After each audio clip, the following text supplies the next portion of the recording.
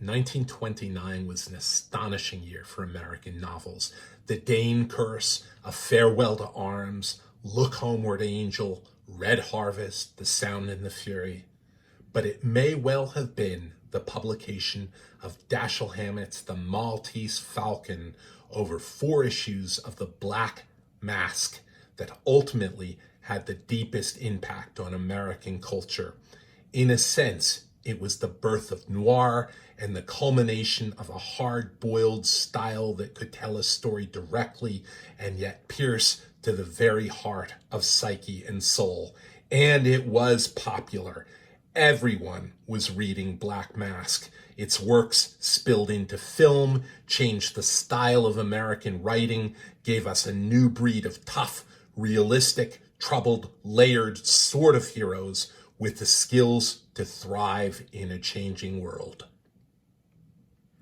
Think of the femme fatales in Pulp or Noir, Phyllis Dietrichson in Double Indemnity, Bridget O'Shaughnessy in The Maltese Falcon, Cora Smith in The Postman Always Rings Twice, Carmen Sternwood in The Big Sleep, or Eileen Wade. And these are smart, edgy women, artists, all of them, even if it's artists of manipulation and maybe of mayhem. And like you, they were just hungry for something more. No warnings about cluster B traits or borderline personality disorders or even psychopathy are going to back you down from that dangerous entanglement. You think you found paradise, but in the end, it's always going to be the long goodbye.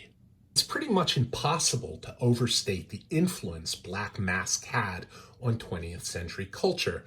From its first issues in 1920 to Dashiell Hammett's first pseudonymous contributions in 1922, through to the masterpieces of Red Harvest and The Maltese Falcon, to stunning work by Paul Kane, Raymond Chandler, and Earl Stanley Gardner, a distinctive, hard-boiled, minimal, fiercely direct, uncensored style emerged that paid attention to how people actually spoke. But it was the willingness of the writers of detective fictions to relentlessly probe the dark, labyrinthian intricacies of the human heart and stare squarely at the face of human greed, cunning, duplicity, erotic obsession, and murderous minds that really caught fire. So the writers and editors at Black Mask would put a lot of emphasis on the cover art, creating images that mirrored the sort of psychological intricacies played out on the pages within. Here you have at the window a figure who could be Lulu or Salome or Phyllis or Bridget or Cora or Carmen, or for that matter, Amy Dunn. And she's got a handful of $1,000 bills, perhaps $10,000. Now, this was in 1936. The cover was done by Rafael de Soto. In present day dollars, $10,000, about $300,000. And who doesn't want that? And there she is with her green eyes and red lips. But there is so much danger there, because it is the heart that's going to get you into trouble every time. Noir again and again stages these moments of gorgeous but perilous entanglement. She is dangerous. You lock your windows and your doors, but in Noir, the barriers are all permeable. Kick down the door, break in the window. There she is with her $300,000, but it doesn't do you a bit of good. The barriers between wake and dream, hungers and danger, real and unreal, is a skewed, crazy, topsy-turvy world. The doyen of literary modernism, Gertrude Stein, thought that Dashiell Hammett had done more in the pages of Black Mask to carve out a distinctively American idiom than any other author, including her beloved Ernest Hemingway. Black Mask was read by presidents and philosophers. Ludwig Wittgenstein bragged about the excellence of the stories.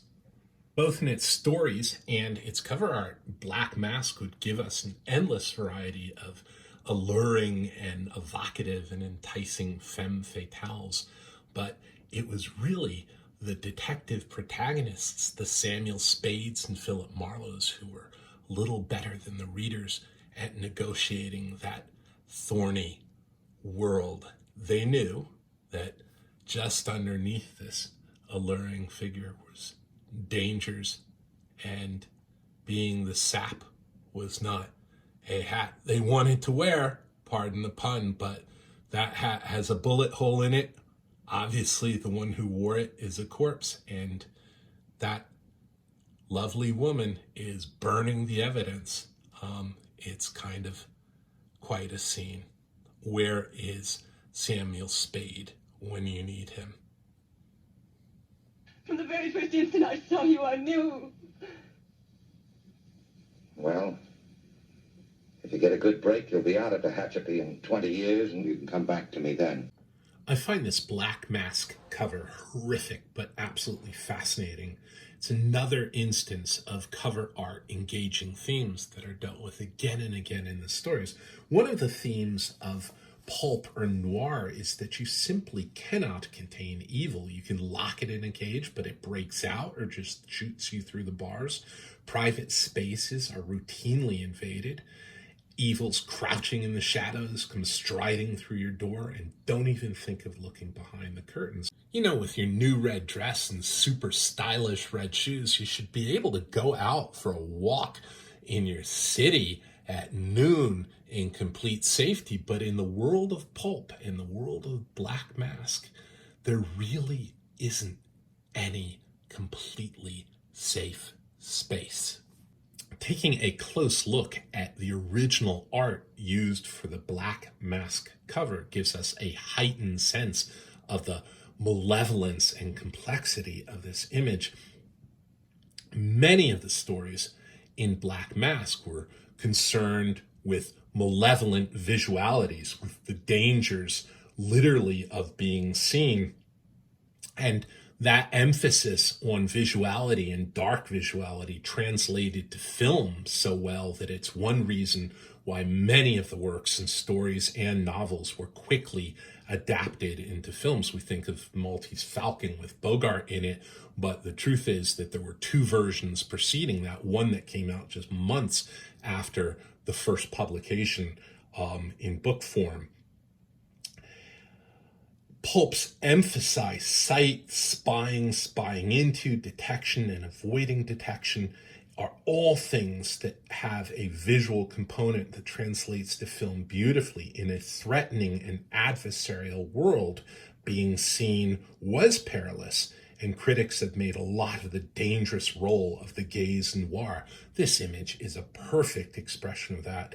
In later noir works and films, that's dangerous gaze is taken to an extreme. Is when Dorothy Hughes, where the protagonist is constantly making visual sketches of his victims, or most horrifyingly in Michael Powell's 1960 late noir Peeping Tom, where the very kind photographer protagonist affixes a knife to his tripod and literally being photographed is being killed into film.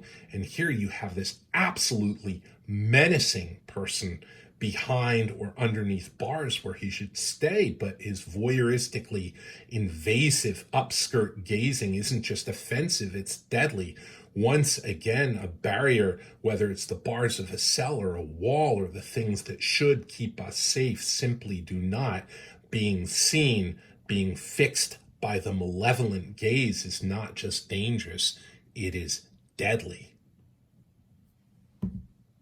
Okay guys, thank you for watching. If you like this, please check out and subscribe to my own YouTube site. It's brand new, but it's about the history and psychology of crime, about detective fiction, about literature, and about the visual arts.